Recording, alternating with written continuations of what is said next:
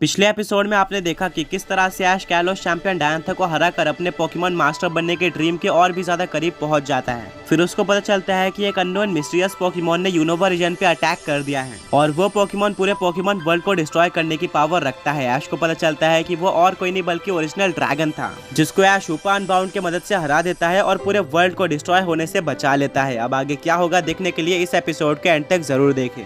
ऐश हूपा को बोलता है कि अब तुम वापस से दहारा सिटी जा सकते हो, बट हूपा अजीब सा बिहेव करने लगता है पर वो वापस नहीं जाता। ऐश को कुछ समझ में नहीं आता पर वहीं पर प्रोफेसर जूनिपर होती है जो कि ऐश को बताती है कि शायद हूपा तुम्हारी टीम को ज्वाइन करना चाहता है।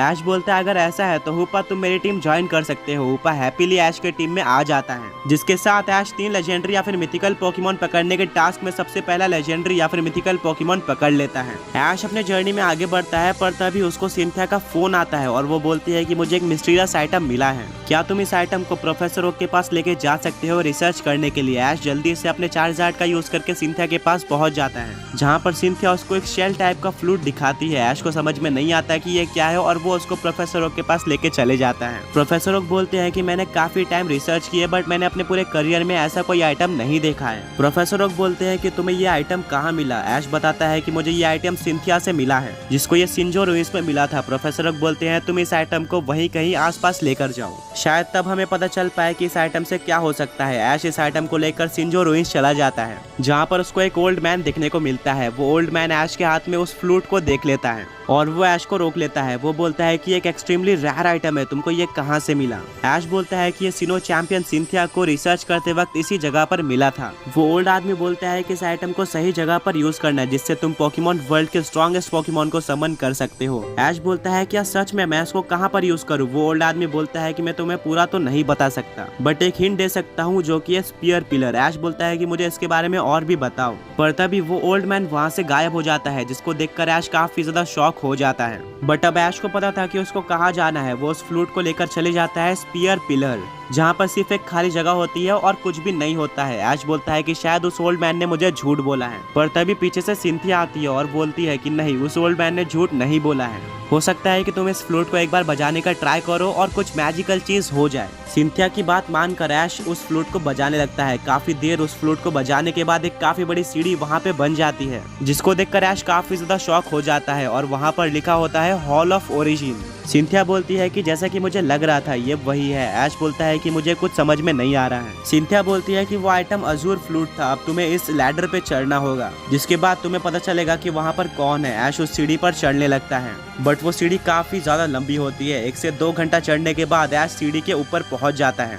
जहाँ पर उसको दोबारा से एक खाली जगह देखने को मिलती है बट बीच में एक ट्रायंगल सा बटन था, जिसके ऊपर ऐश खड़ा होता है और तभी वहाँ पर पोकेमॉन वर्ल्ड का गॉड यानी कि नॉर्मल टाइप पोकेमॉन आर्सियस आ जाता है, जिसको देखकर ऐश काफी ज्यादा शॉक हो जाता है। आर्सियस बोलता है कि अच्छा वो तुम ही थे जिसने अजूर फ्लूट का यूज करके मुझे समन किया है। और आर्सियस ऐश को एक बैटल के लिए चैलेंज करता है, जहाँ पर वो अनलिमिटेड पोकेमॉन्स का यूज कर सकता था एंड अगर वो आर्सियस को हरा लेता है तो वो आर्सियस को कैच भी कर सकता है। ये सुनकर ऐश काफी ज्यादा शॉक हो जाता है। ऐश के पास उसके जर्नी में जितने भी पोकेमॉन पकड़े थे वो सब आ जाते हैं और वो सबसे पहले अपने हेराक्रॉस को भेजता है। आर्सियस हाइपर वॉइस का यूज करके काफी इजीली हेराक्रॉस को डिफीट कर देता है, जिसके बाद ऐश अपने ड्रैगनाइट को भेजता है। आर्सियस दोबारा से हाइपर वॉइस का यूज करके ड्रैगनाइट को हरा देता है। इसी तरह से एक के बाद एक कर ऐश अपने सारे पोकेमॉन को भेजते रहता है और आर्सियस काफी इजीली उन सबको हरा देता है। अब ऐश के पास सिर्फ 3 पोकेमॉन्स बचे होते हैं और वो एक साथ अपने तीनों सबसे स्ट्रॉन्ग पोकेमॉन को भेज देता है, जो कि होते हैं उसका पिकाचू, उसका बॉन्डिवॉल्व ग्रीनिंजा और मेगा चार्जार्ड एक्स। अब ऐश आर्सियस को पकड़ पाएगा या नहीं वो इन तीनों ही पोकेमॉन पे डिपेंड करता था। तीनों ही पोकेमॉन आर्सियस के साथ फाइट शुरू कर देते हैं।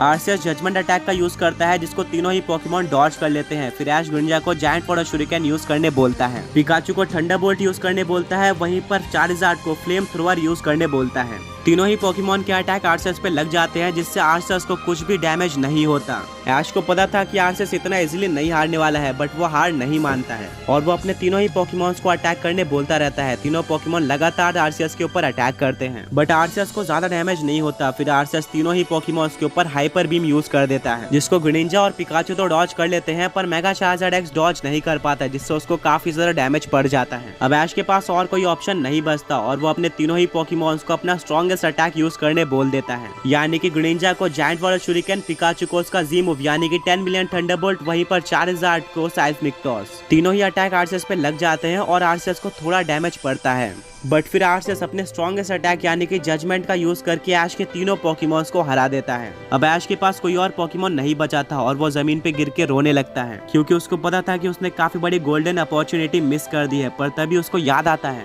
कि रिसेंटली उसने एक मिथिकल पोकेमॉन हुपा को पकड़ा था और वो तुरंत हुपा को बाहर निकालता है। अब ये बैटल पोकेमॉन वर्ल्ड के दो सबसे स्ट्रॉन्ग मिथिकल पोकेमॉन्स के बीच में थी। हुपा कन्फाइंड फॉर्म में होता है, बट ऐश प्रिजन बॉटल का यूज करके हुपा कन्फाइंड को हुपा अनबाउंड फॉर्म में कन्वर्ट कर देता है। अब वो अपने स्ट्रॉन्गेस्ट फॉर्म में था। बैटल स्टार्ट होती है। आर्सेस सबसे पहले अपने फेरी टाइप प्लेट का यूज करता है, जिससे वो फेरी टाइप में बदल जाता है और वो अपने फेरी टाइप के जजमेंट अटैक का यूज करता है, जो कि हुपा अनबाउंड पे सुपर इफेक्टिव था और उसको काफी ज्यादा डैमेज पड़ता है। फिर हुपा यूज करता है साइकिक अटैक का, जिससे आर्सेस को डैमेज पड़ता है। दोनों ही पोकेमॉन काफी स्ट्रॉन्ग थे और अपने बेस्ट अटैक का यूज कर रहे थे, पर आर्सेस अपने मल्टी टाइप एबिलिटी के चलते और गॉड पोकेमॉन होने के चलते डोमिनेट कर रहा होता है। तभी ऐश को एक स्ट्रेटेजी याद आती है और वो हुपा को स्किल स्वैप अटैक का यूज करने बोल देता है, जिससे दोनों ही पोकेमॉन्स की एबिलिटी एक्सचेंज हो जाती है, यानी कि आर्सेस के पास मैजिशियन एबिलिटी आ जाती है, वहीं पर हुपा के पास मल्टी टाइप एबिलिटी आ जाती है, जिसका यूज करके वो फाइटिंग टाइप पोकेमॉन में कन्वर्ट हो जाता है। अब आर्सेस यूज करता है जजमेंट अटैक का, जिसका हुपा पे ज्यादा डैमेज नहीं पड़ता, क्योंकि वो अटैक अब वीक हो चुका था हुपा अनबाउंड पे। हुपा ज़ेन हेडबट का यूज करता है, जिसका आर्सेस पे डैमेज पड़ता है। फिर आर्सेस यूज करता है हाइपर वॉइस का, जिससे हुपा